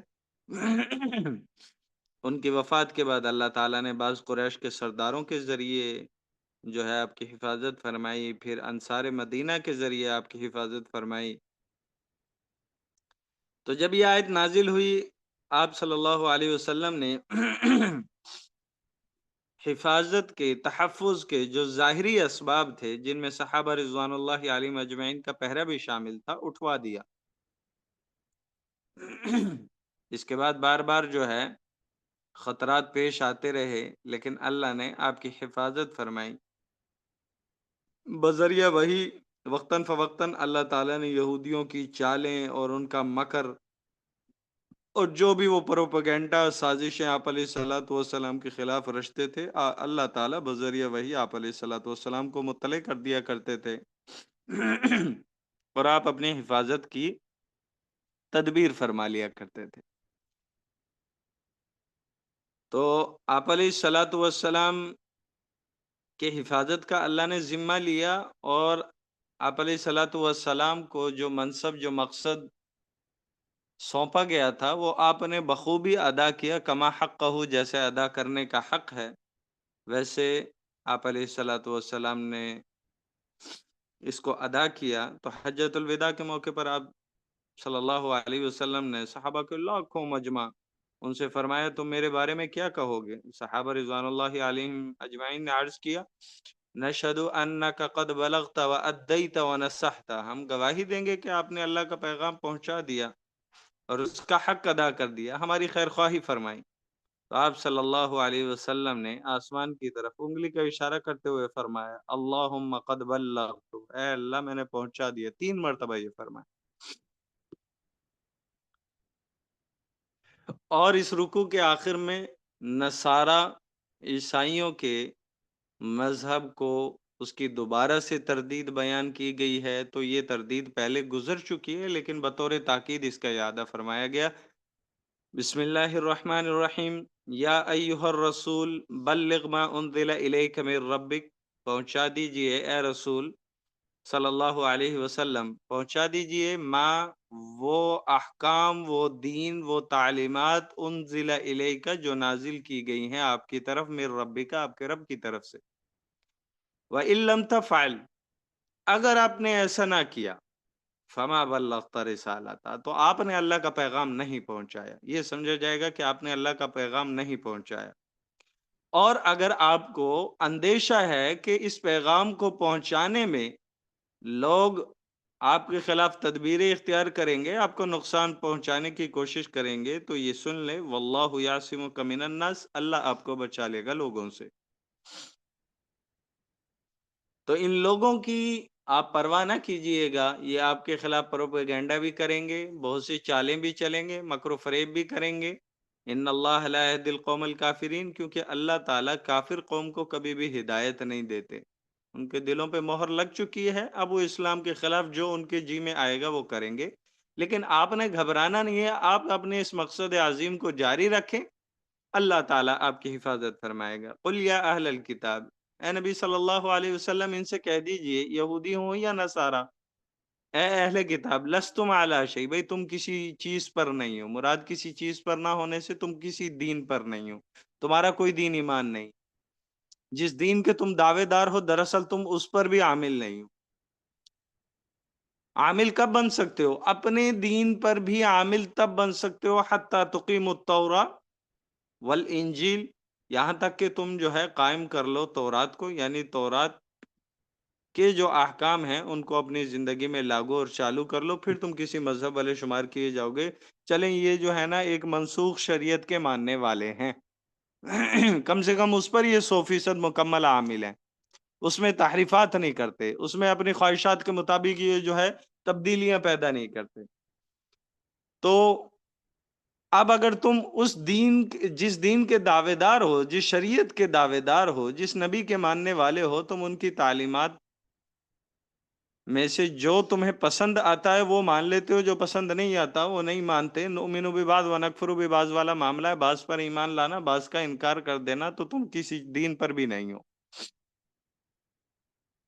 وما انزل الیکم من ربکم، تو یہودیوں کو حکم دیا جا رہا ہے حتی تقیم التورات، تورات کو قائم کر لو، اس کے سارے احکام اپنی زندگی میں چالو کر لو، یہ پہلے 100% اپنی شریعت کے عامل بن جاؤ، اس کے بعد وما انزل الیکم من ربکم، جو تمہارے رب کی طرف سے نازل کیا گیا اس پر بھی ایمان لاؤ، اس پر بھی عمل کرو۔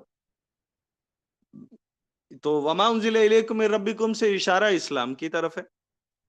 اسی طرح نصارہ سے فرمایا جا رہا ہے حتی تقیم الانجیل، یہاں تک کہ تم قائم کر لو انجیل کو اپنی شریعت پر، عیسیٰ علیہ السلام پر اور ان کی تمام تعلیمات پر، اور جو اللہ کے احکام انجیل میں نازل ہوئے ہیں ان کے عامل بن جاؤ۔ وما انزل الیکم من ربکم، اور اس کے بعد دین اسلام میں جو احکام، جو چیزیں، جو تعلیمات دی ہیں اسلام میں، ان تمام کے مکمل عامل بن جاؤ۔ آپ علیہ الصلوۃ والسلام پر ایمان لے کر آ جاؤ، 100% انبیاء کے درمیان تفریق کرنا چھوڑ دو، فرق کرنا چھوڑ دو، تو تب تم کامیاب اور ایک مضبوط دین والے سمجھے جاؤ گے، ورنہ تمہارا کوئی دین ایمان نہیں ہے، جس دین کے دعوے دار ہو اس میں بھی تم جھوٹا دعویٰ کر رہے ہو۔ اور اگر ایسا نہیں کرتے وَلَيَزِيدَنَّ كَثِيرًا مِّنْهُم مَّا أُنزِلَ إِلَيْكَ مِن رَّبِّكَ، اس آیت کا، اس لفظ کا ترجمہ سمجھنے کے لیے طغیانا و کفرا کو پہلے رکھنا ہے۔ وَلَيَزِيدَنَّ كَثِيرًا مِّنْهُمْ طُغْيَانًا وَكُفْرًا مَّا أُنزِلَ إِلَيْكَ مِن رَّبِّكَ، کہ ان میں سے اللہ فرما رہے ہیں یہ سمجھانے کے بعد بھی اکثر لوگ ان میں سے بڑھتے رہیں گے سرکشی اور کفر میں، کس چیز سے؟ ما انزل الیک من ربک، جو آپ کے رب کی طرف سے نازل کیا گیا۔ تو اس کو ماننے کے بجائے یہ لوگ کفر میں اور سرکشی میں مزید اضافہ ہوتا رہے گا، اس میں یہ لوگ ترقی کرتے رہیں گے۔ تو آپ علیہ الصلوۃ والسلام سے اللہ تعالی جو ہے بطور تسلی یہ ارشاد فرما رہے ہیں فلا تأس علی القوم الکافرین، جو کافر قوم ہو چکی ہے، اللہ کا انکار کر رہی ہے، آپ کی رسالت کا انکار کر رہی ہے، قرآن مجید کا انکار کر رہی ہے، تو آپ ایسے کافر قوم پر افسوس نہ کیجیے گا یہ لوگ کیوں اسلام نہیں لے کر آئے۔ ان الذین آمنوا، جو لوگ ایمان لے کر آئے ہیں، والذین ہادو، اور وہ لوگ جو یہودی ہیں، والصابئون، اور جو صابی ہیں، والنصارى، اور جو نصارہ ہیں، سب کے سب سن لو، اصل ایمان کیا ہے، ایمان کی حقیقت تمہیں بتلا دی جا رہی ہے۔ من آمن باللہ والیوم الآخر، جو اللہ پر ایمان لائے اور آخرت کے دن پر ایمان لائے، وعمل صالح، اور صالحا نیک اعمال کرے گا، تو قیامت والے دن یہ وہ لوگ ہوں گے فلا خوف علیہم، نہ ان پر کوئی خوف ہوگا، ولا هم یحزنون، نہ ہی یہ لوگ غمگین ہوں گے۔ سابئون سے مراد، سابی ان کو کہا جاتا ہے جو ستاروں کی عبادت کیا کرتے تھے۔ تو سب سے خطاب، سارے جو مذاہب تھے اس دور میں، سب سے خطاب کر کے اللہ نے فرما دیا کہ جو اللہ پر ایمان لائے، آخرت پر لائے، نیک اعمال کرے، تو ایسے لوگوں پر آخرت کے دن میں، قیامت کے دن، نہ ان پر کوئی خوف ہوگا، نہ یہ غمگین ہوں گے، کیونکہ ان کے لیے فیصلے ہی جنت کے ہوں گے۔ لقد اخذنا میثاق بنی اسرائیل، تو بنی اسرائیل سے بھی اللہ فرما رہے ہیں ہم نے پختہ عہد لیا تھا ان کا موسیٰ علیہ السلام پر، اور جو نبی، جس نبی کی شریعت کو جس امتی نے بھی پایا اور اس شریعت پر ایمان لایا تو یہ ایمان لانا اللہ سے عہد کرنا تھا. تو اللہ فرما رہے ہیں ہم نے بنی اسرائیل سے پختہ عہد لیا تھا. وَأَرْسَلْنَا إِلَيْهِمْ رُسُلًا اور ہم نے ان کی طرف کئی رسول بھیجے. تو نتیجہ کیا نکلتا تھا، رزلٹ کیا نکلتا تھا؟ کلما جاءہم رسول، جب بھی ان کے پاس کوئی رسول آیا، بما لا تہوی انفسہم، تو رسول آیا بما ان چیزوں کے ساتھ آیا لا تہوی انفسہم جو ان کے دل نہیں چاہتے تھے، یعنی جو ان کے نفس جو ہیں جس چیز کی خواہش نہ کرتے تھے، جس کو پسند نہ کرتے تھے، ان تعلیمات کے ساتھ آئے. کہ رسول تو برحق تعلیمات لے کر دنیا میں آتا ہے، اللہ کا پیغام لے کر دنیا میں آتا ہے، لیکن ان کا دل ان تعلیمات کو ماننے سے انکار کرتا تھا. ان کا دل نہیں چاہتا تھا کہ ہم ان پر عامل بن جائیں. تو انہوں نے کیا کیا بدلے میں؟ ان کا رد عمل یہ تھا، فریقاً کذبوا، ایک فرقے نے، ایک جماعت نے تو ان لوگوں کو، انبیاء علیہ الصلوۃ والسلام کو جھٹلایا. وہ فریقاً یقتلون، اور ایک فرقے نے، ایک جماعت نے، ایک گروہ نے انبیاء علیہ الصلوۃ والسلام کو قتل کرنا شروع کر دیا نا حق. تو حسبوا اللہ تکون فتنہ، یہ لوگ انہوں نے گمان یہ کر لیا ہے، یہ لوگ یہ خیال کرتے تھے اللہ تکون فتنہ کہ ان پر کبھی کوئی خرابی آئے گی نہیں، ان پر کوئی آفت ہی نہیں آئے گی، کوئی فتنہ نہیں آئے گا. فعمو، تو یہ لوگ اندھے ہوئے، وسمو، اور بہرے ہو گئے. اندھے اور بہرے ہونے سے مراد کیا ہے کہ نبی کی تعلیمات، موجودہ نبی کی تعلیمات موجود تھیں، لیکن انہوں نے آنکھیں بند کر لی، گویا کہ ان کی آنکھیں حق دیکھنے سے قاصر ہو گئی، حق نہیں دیکھ پا رہی تھی. وہ سمو اور بہرے ہو گئے، حق کو سن نہیں پا رہے تھے. ثم تاب اللہ علیہم، پھر اللہ نے، پھر یہ توبہ طائب ہوا، اللہ تعالیٰ نے ان کی توبہ قبول کی. لیکن نسل جو ایسی تھی کہ آباء و اجداد نے نافرمانیاں کی ہیں، تو یہ بھی اسی کام میں مبتلا ہوئے. توبہ طائب ہوتے تھے، کوئی اللہ کا عذاب کو، اللہ کی پکڑ دیکھتے، ثم عمو وسمو، پھر یہ لوگ اندھے ہو جاتے اور بہرے ہو جاتے. کثیر منہم، اکثریت ان میں سے جو ہے، اکثریت کا یہی حال تھا کہ توبہ طائب ہوتے، ایمان لے کر آتے، پھر خواہشات نفسانی ان کو گھیر لیتی، پھر اس ایمان کی تعلیمات کے خلاف جو ہے اعمال کرنے لگتے. یاد رکھو واللہ بصیر بما یعملون، اللہ تعالیٰ دیکھ رہے ہیں ان تمام اعمالوں کو جو یہ لوگ کر رہے ہیں. لقد کفر الذین قالوا ان اللہ هو المسیح ابن مریم، تو اللہ فرما رہے ہیں پکی بات ہے، لام تاکید کا ہے، لقد، تحقیق، البتہ تحقیق، کافر ہو گئے ہیں وہ لوگ جنہوں نے کہا ان اللہ هو المسیح ابن مریم، کہ اللہ تعالیٰ وہ مسیح ابن مریم ہی ہے، عیسیٰ ابن مریم ہی اللہ ہے، معاذ اللہ معاذ اللہ. اور عیسیٰ ابن مریم نے کیا کہا؟ وقال المسیح، مسیح نے کہا یا بنی اسرائیل، اے بنی اسرائیل، اعبدوا اللہ، اللہ کی عبادت کرو بھائی، ربی و ربکم، وہ میرا بھی رب ہے اور تمہارا بھی رب ہے. انہ من یشرک باللہ، تو بے شک جو بھی شخص اللہ کے ساتھ کسی کو شریک ٹھہرائے گا، فقد حرم اللہ علیہ الجنہ، اللہ نے اس پر جنت حرام کر دی ہے. ٹھکانہ کیا ہے؟ وَمَأْوَاهُ النَّارُ، جہنم اس کا ٹھکانہ ہے. وَمَا لِلظَّالِمِينَ مِنْ انصار، اور ایسے ظالم لوگوں کا کوئی بھی مددگار نہیں ہوگا، نہ دنیا میں نہ آخرت میں. لقد کفر الذین قالوا ان اللہ ثلاثہ، اور وہ لوگ بھی کافر ہو چکے ہیں جو نصارہ میں سے یہ عقیدہ رکھتے ہیں، وہ کہتے ہیں ان اللہ ثالث ثلاثہ، اللہ تین میں سے تیسرا ہے، معاذ اللہ معاذ اللہ. تو یہ تثلیث کا عقیدے کو یہاں پر بیان کیا جا رہا ہے. دوبارہ اس کی پہلے سے یہ مضمون گزر چکا ہے کہ اللہ تعالیٰ کو، حضرت مریم علیہ السلام کو معاذ اللہ اللہ تعالیٰ کی بیوی کہنا، اور عیسیٰ علیہ السلام کو اللہ کا اور حضرت مریم علیہ السلام کا بیٹا کہنا، یہ معاذ اللہ ایک یہ تثلیث کا عقیدہ رکھنے والے بھی تھے. تو اللہ فرما رہے ہیں جو یہ عقیدہ رکھنے والے ہیں وہ بھی کافر ہیں. وَمَا مِنْ إِلَٰهٍ، کوئی معبود نہیں ہے، إِلَّا إِلَٰهٌ واحد، سوائے ایک اللہ کے. وَإِن لَّمْ يَنْتَهُوا، اللہ فرما رہے ہیں اگر یہ لوگ باز نہیں نہ آئے، عَمَّا يَقُولُونَ، ان کلمات سے جو یہ لوگ کہتے ہیں، یا ان عقائد سے جو یہ لوگ رکھتے ہیں، لَيَمَسَّنَّ الَّذِينَ كَفَرُوا، تو ضرور چھوئے گا ان لوگوں کو جنہوں نے کفر کیا ہے، ان میں سے کیا چھوئے گا؟ عذاب علیم، دردناک عذاب چھوئے گا. تو یعنی دردناک عذاب ان کو ملے گا قیامت والے دن. افلا یتوبون الی اللہ ویستغفرون. اللہ فرما رہے یہ کیوں اللہ کی طرف توبہ نہیں کرتے، کیوں اس سے بخشش نہیں مانگتے. واللہ غفور رحیم. اللہ کی ذات کو تو دیکھو، اللہ بخشنے والا اور رحم کرنے والا ہے، پھر یہ لوگ توبہ نہیں کرتے اور اللہ سے بخشش نہیں مانگ رہے ہیں. مل مسیح ابن مریم الا رسول. تو اپنے عقائد درست کر لو. مسیح ابن مریم، عیسیٰ ابن مریم صرف اور صرف ایک رسول ہیں. قد خلت من قبلہ الرسول. اور یہ کوئی نیا رسول نہیں ہے، اس سے پہلے کئی رسول گزر چکے ہیں. وامہ صدیقہ. اور ان کی ماں جو ہے ایک سچی، عیسیٰ علیہ السلام کی جو ماں ہے حضرت مریم علیہ السلام، وہ ایک سچی عورت تھی، اللہ کی ولی تھی. کانا یاکلان الطعام. وہ دونوں کھانا کھاتے تھے. اور کھانا کھانا یہ کوئی خدائی صفات تھوڑی ہے آپ ان کو خدائی صفات میں شمار کرتے ہو.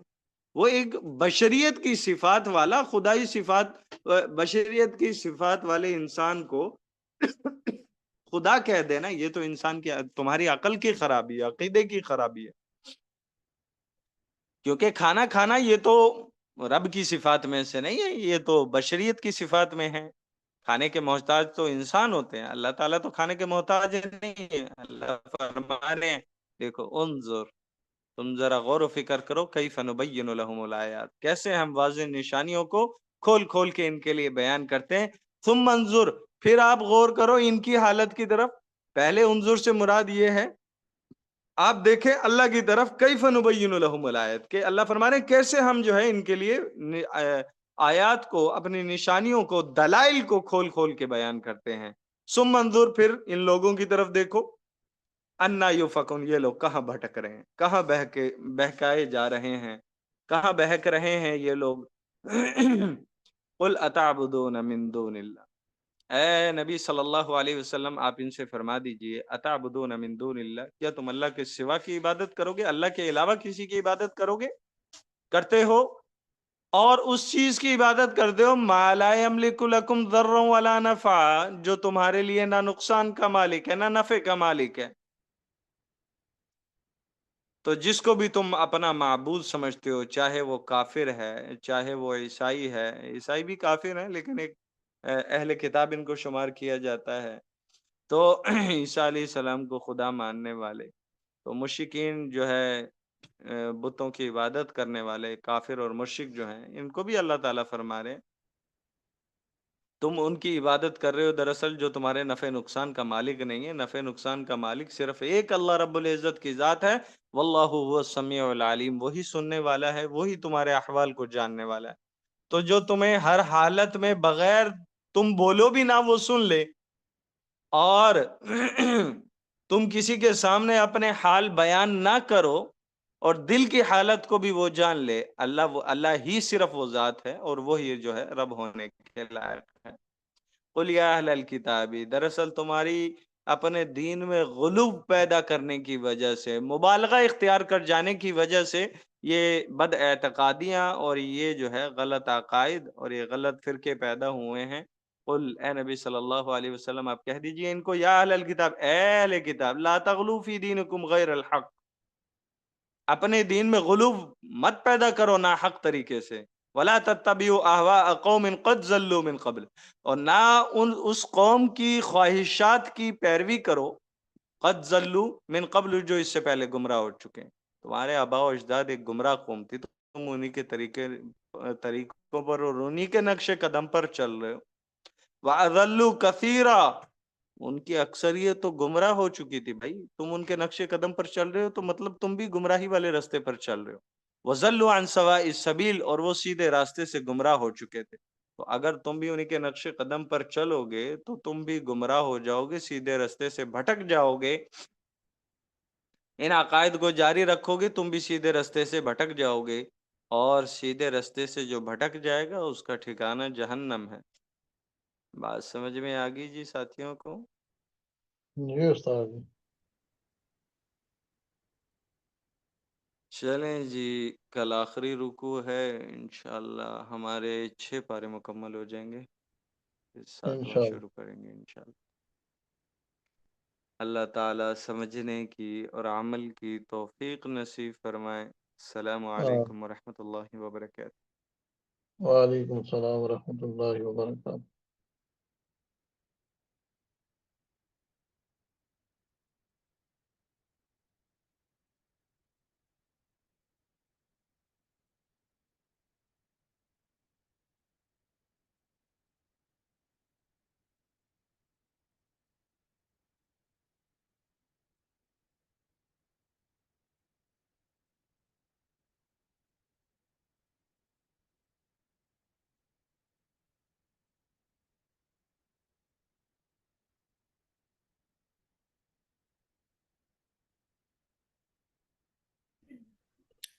السلام علیکم ورحمۃ اللہ وبرکاتہ۔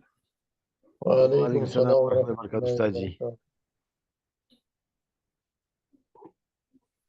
استاد جی کیا حال ہے آپ کے، خیریت سے ہیں؟ جی الحمدللہ، آپ کی دعائیں جی، اللہ کا شکر ہے۔ اللہ سلامت رکھے استاد جی۔ آمین ثم آمین۔ اچھا جی، ماشاءاللہ ساتھیوں نے یاد کر لی کردار نے؟ استاد جی میرے خیال آپ ناراض ہیں، حال میں حوال نہیں ہے کہ کیوں؟ سبق پہ ڈائریکٹ سبق پہ آ گئے، حال حوال نہیں کیا استاد جی۔ خیریت سے ہیں جی ساتھی، تم بھی ٹھیک ہے؟ جی جی الحمد للہ استاد جی، ہماری غیر حاضری تھی، معذرت چاہتے ہیں بیماری کی وجہ سے۔ اچھا، نہیں ہم بھی غیر حاضر ہی تھے، اور میرے خیال سے جمعرات سے سبق نہیں ہوا۔ جی جی نہیں، ایک تو یہاں کلاس میں بھی غیر حاضر، دوسرا اجتماع میں بھی غیر حاضر تھا استاد جی بیماری کی وجہ سے نا، تو آج اچھا شکر ہے اچھا، آنا بہتر تھا ہوں آپ لیکن نے؟ کھانسی ہے۔ آپ جی کا جی حلقہ بالکل تو تھا پکا، ویسے؟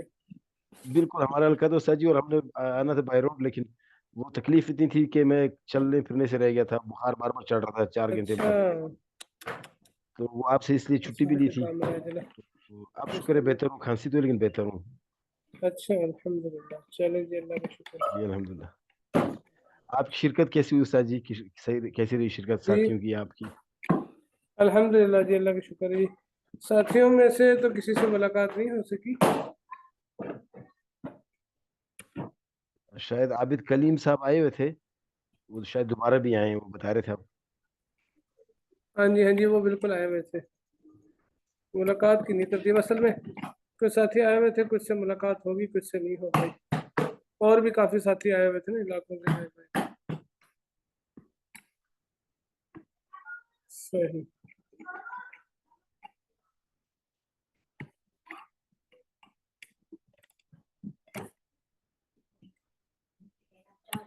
اچھا جی ماشاءاللہ، یاد کر لی ساتھی نے کردار نے؟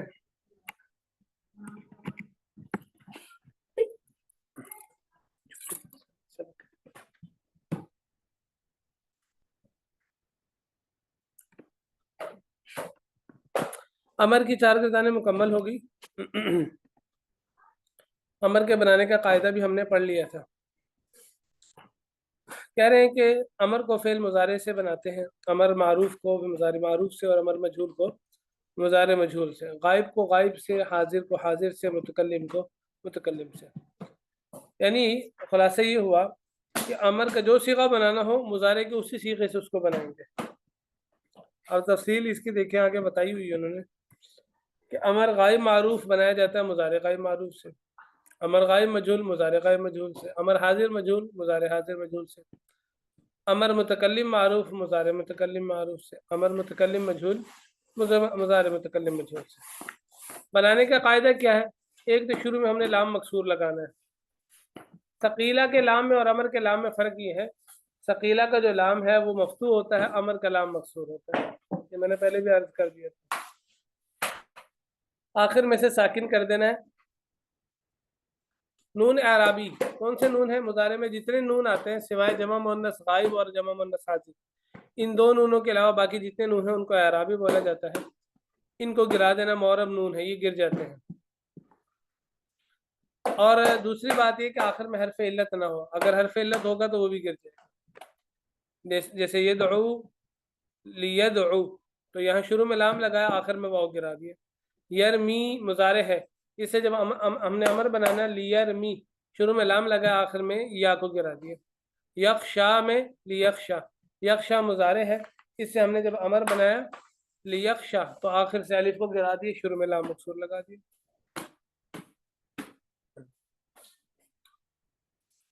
اب کچھ قواعد ایسے جن کا تعلق ثلاثی مجرد کے علاوہ باقی اگلے ابواب سے ہے۔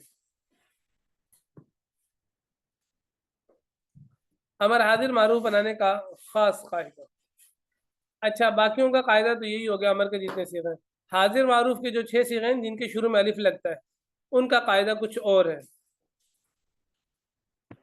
ان کا قاعدہ یہ ہے کہ علامت مضارع چونکہ ان کے شروع میں تا لگی ہوتی ہے، حاضر کے صیغوں کے شروع میں، تو وہ تا ہم نے ہٹا دینی ہے۔ اب اس کے بعد ہم دیکھیں گے کہ پہلا حرف متحرک ہے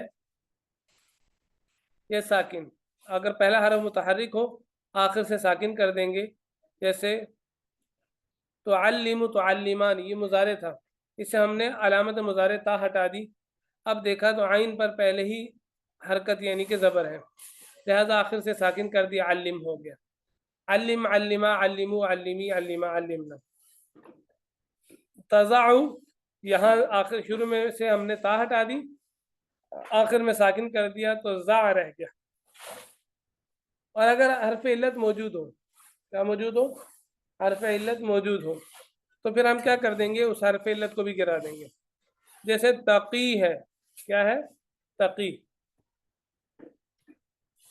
یہ مضارع کا صیغہ ہے، اس میں شروع کی تا ہم نے ہٹا دی تو قی رہ گیا، قاف یا، اور یا حرف علت ہے اس لیے یا کو بھی ہم نے گرا دیا تو قی رہ گیا. قی قاف زیر قی، یہ امر کا صیغہ ہے. بچ تو ایک مرد، بچ تو ایک مرد. اگر علامت مضارع دور کرنے کے بعد پہلا حرف ساکن ہوتا ہے، علامت مضارع جب ہم نے ہٹائی تو ہم دیکھیں گے کہ عین جو کلمہ ہے وہ ساکن ہے، تو اب ساکن سے تو کلام کی ابتدا نہیں ہو سکتی نا، لہذا ہم شروع میں حمزہ لگا دیں گے. اب حمزہ کون سا لگائیں گے؟ حمزہ پر پیش آئے گی، زبر آئے گا یا زیر آئے گی؟ تو کہہ رہے ہیں ہم عین کلمے کو دیکھیں گے، درمیان والا جو کلمہ ہے، اگر اس پر زبر ہے تو عین کلمہ مضموم ہوگا، اگر اس پر پیش ہے، اگر اس پر پیش ہے تو حمزہ جو شروع میں لگائیں گے اس پر بھی پیش رہیں گے. ینصرو سے انصر، ٹھیک ہے. اور اگر عین کلمہ مفتوح یا مکسور ہے، زبر ہے اس پر یا زیر ہے، تو پھر شروع میں جو حمزہ لگائیں گے وہ زیر والا لگائیں گے. جیسے تسمعو، یہاں میم مفتوح ہے تو شروع میں ہم نے حمزہ مکسور لگانا ہے، اسمع. تضربو، یہاں را جو عین کلمہ ہے وہ مکسور ہے، شروع میں ہم الف مکسور لگائیں گے، اسمع. اور اگر آخر میں حرف علت ہو تو اس کو گرا دیا جائے گا، یہ بات یاد رکھیں. اگر عین کلمہ مضموم ہے، یہ میں پہلے بتا چکا ہوں، تو شروع میں حمزہ مضموم والا لگائیں گے. جیسے تنصرو سے انصر، تنصرو سے انصر.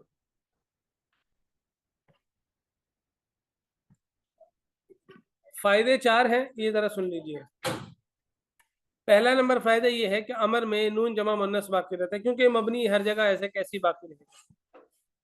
فائدہ نمبر 2، نون ثقیلہ اور خفیفہ جس طرح مضارع میں آتا امر میں بھی آتا ہے، لیکن اس میں لام تاکید نہیں لگایا جاتا، کیونکہ شروع میں پہلے ہی لام امر موجود ہوتا ہے، اس لیے لام تاکید نہیں لگتا.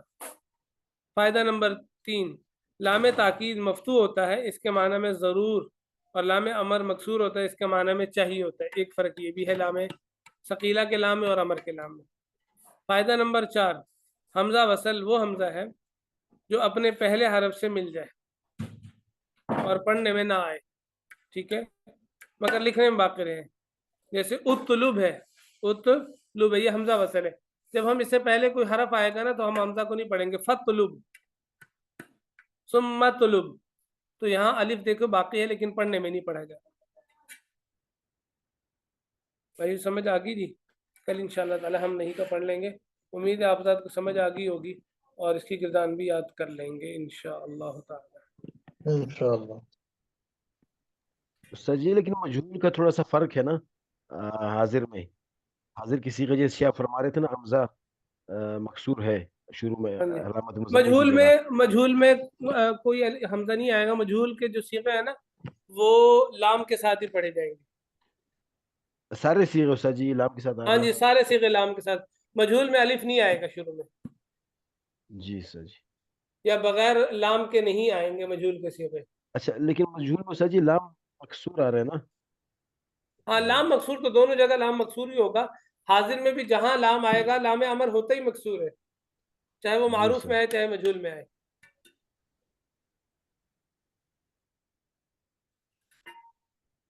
ٹھیک ہے جی. فعل مضارع میں فعل میں عمل کرنے والے جو حروف تھے وہ 2 طرح کے، ناصب اور جازم. لیکن فعل میں صرف فعل مضارع جس میں عمل کیا جاتا ہے. ناصب 4 تھے، ان لن کئی اذن، یہ ہم نے پڑھ لیے تھے. اب فائدہ میں ایک نئی بات بتا رہے ہیں، وہ یہ ہے جو سب سے پہلے ہم نے پڑھا تھا نا ان، کہہ رہے ہیں ان نا 6 حروف کے بعد چھپا ہوا ہوتا ہے. جہاں حتی آ جائے اس کے بعد بھی ان چھپا ہوا ہوگا لہٰذا حتیٰ کے بعد فعل مضارع آ جائے تو وہ منصوب ہوگا ان چھپے ہونے کی وجہ سے. مررت حتی ادخل البلد، ادخلو تھا لیکن حتیٰ کے بعد چونکہ ان چھپا ہوا اس لیے اس نے ادخلا کر دیا.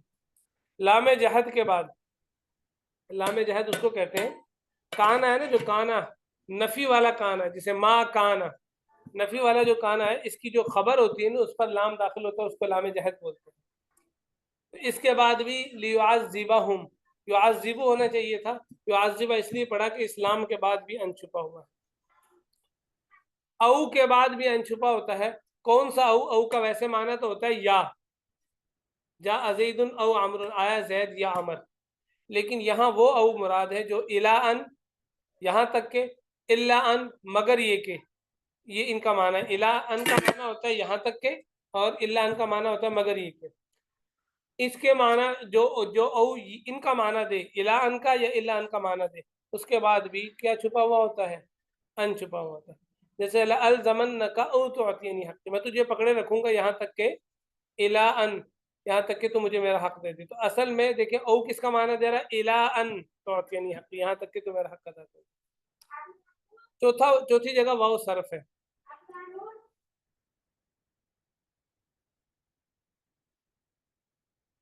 واو صرف کے بعد بھی ان چھپا ہوا ہوتا ہے. واو یہ صرف جو ہوتی ہے نا، اس سے پہلے ایک جملہ کلمہ ہوتا ہے، اس کے بعد ایک کلمہ ہوتا ہے.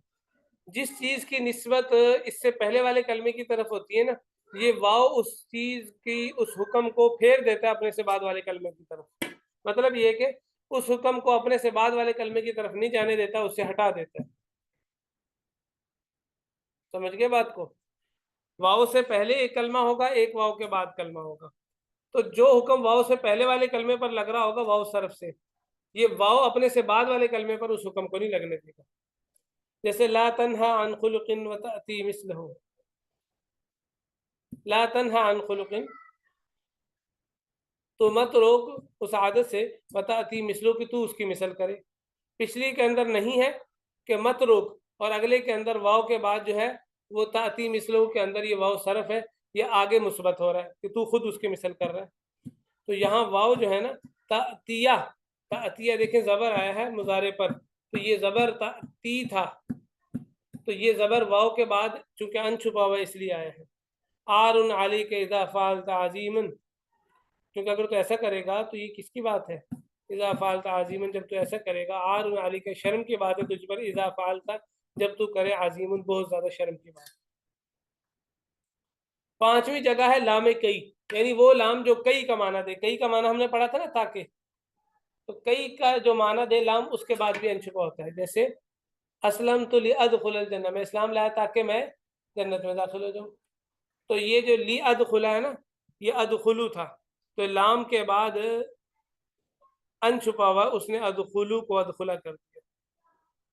چھٹی جو جگہ ہے نا جن کے بعد امر چھپا ہوتا ہے، وہ فا ہے جو 6 چیزوں کے جواب میں آتی ہے، اس فا کے بعد بھی ان چھپا ہوا ہوتا ہے. جو فا امر کے جواب میں آئے، جو فا نہیں، نفی، استفہام، تمنی، عرض کے جواب میں آئے، ان کے بعد ان چھپا ہوا ہوگا، اس فا کے بعد ان چھپا ہوگا. امر کے جواب میں جو فا آتی ہے وہ دیکھیں، جیسے زرنی فاکرمک، زر امر ہے نا، تو میری زیارت کر، فاکرمک بس میں تیرا اکرام کروں گا. اکریمو تھا، اکریما ہو گیا کیونکہ اس فا، یہ فا امر کے جواب میں ہے، اس کے بعد ان چھپا ہوا ہے. لا تشتمنی فاہینک، تو مجھے گالی مت دے میں تجھے بے عزت کروں گا. لا تشتمنی، لا تشتمنی یہ نہیں ہے، لا تشتمنی یہ نہیں ہے، ٹھیک ہے. اس کے جواب میں فا آئی ہے، اس فا کے بعد ان چھپا ہوا، اس نے اہینو کو اہینا کر دیا. نفی کے بعد جواب میں جو فا ہے، ما تاتینا، آپ ہمارے پاس کیوں نہیں آتے، فتحدثنا کہ آپ ہم سے باتیں کریں. تو یہاں جو فا ہے یہ نفی کے جواب میں آئی ہے، تو حدیثو تھا، اس نے اس کو تحدث کر دیا. اسی طرح استفہام کے بعد جو فا آئے گی اس کے بعد بھی ان چھپا ہوگا. این بیتک، تیرا گھر کہاں ہے، فازور کا بس میں تیری زیارت کروں. تو فا جو ہے ازورو ہونا چاہیے تھا، ازورا ہو گیا، اس فا کے بعد ان چھپا ہوا. تمنی کے بعد لئی تلی مالن، کاش کہ میرے پاس مال ہوتا، فانفق منہ، میں اس میں سے خرچ کرتا. تو یہ جو فا ہے یہ لئی تک کے جواب میں آئی ہے، اس کے بعد فا کے بعد ان چھپا، اس نے انفقو کو فانفقا کو انفقو کو انفقا کر دیا. عرض الا تنزل بنا فتصیب خیر، الا تنزل یہ عرض ہے، اس کے بعد جو فا ہی، اس فا کے بعد ان چھپا اس نے تصیبو تھا، اس کو تصیبہ کر دیا. تو یہ 6 جگہ ہیں کہ جن کے جواب میں فا آتی ہے اور اس فا کے بعد ان چھپا ہوا ہوتا ہے. اوپر والی 5 اور اس کو ملا کر یہ 6 جگہ ایسی ہیں کہ جن کے بعد ان چھپا ہوا ہوتا ہے. ٹھیک ہو گیا جی. آگے حروف جازمہ ہے جو فعل مضارع میں عمل کرتے ہیں، یہ آسان ہے انشاءاللہ تعالی، یہ ہم کل پڑھ لیں. جی بھائیو، اگلے اجتماع میں کس نے آنا ہے کسی کا اجتماع؟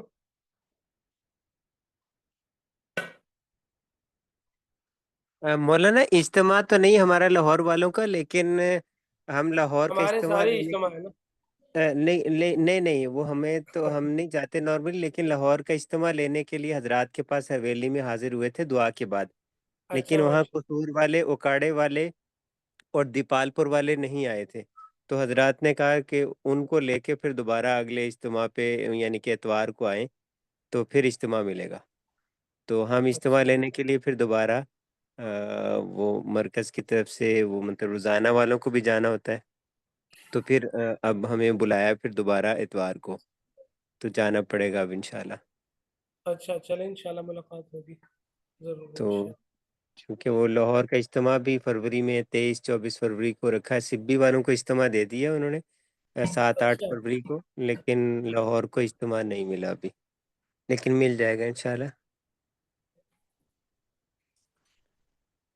عابد بھائی آپ کا تعلق کراچی سے لاہور سے؟ لاہور سے، میں کراچی سے کہا، ایک منٹ. کراچی میں نے زندگی میں 1 دفعہ دیکھا، بس 2 دفعہ. اچھا اچھا ماشاءاللہ. چلیں جی، اللہ چلے تعالیٰ آسان فرمائے. جی ٹھیک ہے جی، ماشاءاللہ، اللہ تعالیٰ آپ ذات کا بیٹھا قبول فرمائے.